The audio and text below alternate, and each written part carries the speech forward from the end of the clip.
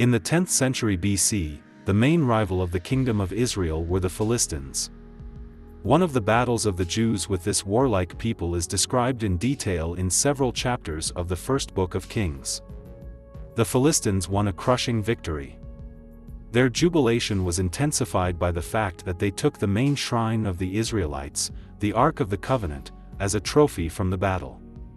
This gilded chest not only served as a repository for the tablets with the commandments and other Jewish relics, but according to God's revelation, it was considered the place of His presence.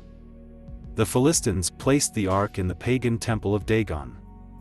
A modern reader of the Old Testament may ask here, for what purpose did the Philistines take possession of the relic? Were they attracted by the material value of the trophy, or its spiritual dignity? Why did they, not believing in the one God, place the evidence of Him in the space that they themselves considered sacred?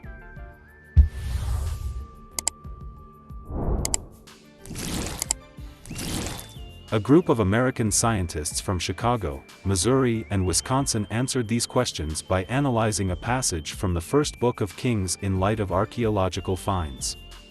Professor of Hebrew John Walton, religious scholar Victor Matthews and Professor of History Mark Chavels published their findings in 2005 in a joint work entitled Biblical Cultural Historical Commentary.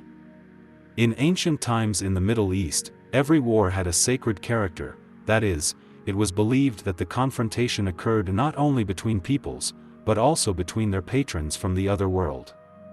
In pagan tribes, the role of a warrior was assigned to one of the idols of the pantheon. Thus, the Assyrians considered the god Nergal to be the king of battle, the Canaanites, Baal, the Babylonians, Marduk.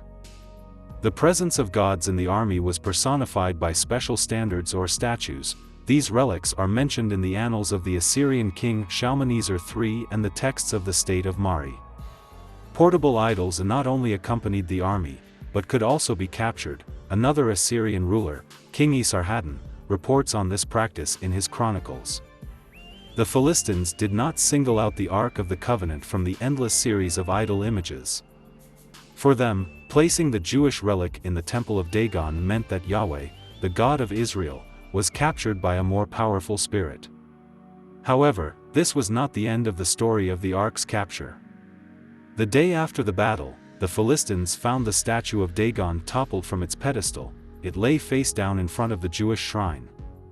The idol was put back in place, but the next day it was again on the ground, this time broken. Mice proliferated in the city where the temple of Dagon was located, and the inhabitants of the village were struck by a skin disease. Their bodies were covered with growths. The Philistines called the priests and soothsayers to tell them what to do with the Ark of the Covenant. The priests ordered a series of rituals to be performed.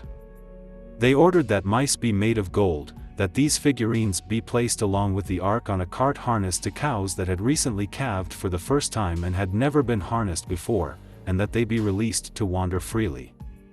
What could such strange manipulations mean? The answer was given by American scientists in their book, Biblical Cultural Historical Commentary. The making of golden mice was a magical act based on the idea that images can replace real objects and phenomena. By sending symbols of the disasters that had befallen them along with the ark, the Philistines hoped to get rid of them. Mice have always been carriers of various diseases, and the mention of growth suggests that the Philistine city was struck by the bubonic plague transmitted by rodents. In all likelihood, the rodent invasion was a widespread scourge in the Middle East. Ritual images of mice are found everywhere in this region during excavations. Figurines made of precious metal were also a sacrifice with which the Philistines decided to appease the unknown to them God of the Israelites. The pagans had no experience of prayer as communication with God. Their relationship with the spiritual world consisted entirely of magical rituals in which moral obligations and purity of intentions were not important, but the accuracy of the manipulations performed. According to the ideas of idolaters, incorrectly performed rituals could be useless or anger the deity even more. To make sure that they were doing the right thing, the pagans used recently calved cows as an oracle. Hunger, a full udder and the mooing of calves under normal circumstances should have directed the animals home.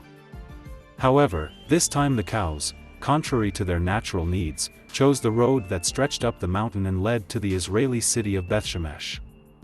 The creator of the universe explained to the pagans in a symbolic language they understood that idols could not be rivals to the one God in any holy war. The books of the Old Testament, telling the sacred history, reveal the customs of the Middle Eastern tribes. Many details of the relationship between the Jews, believers in the one God, and their pagan neighbors often turn out to be incomprehensible to the modern reader of the Bible. The painstaking research work of archaeologists, historians, and religious scholars helps to understand the essence of the events that took place in ancient Palestine.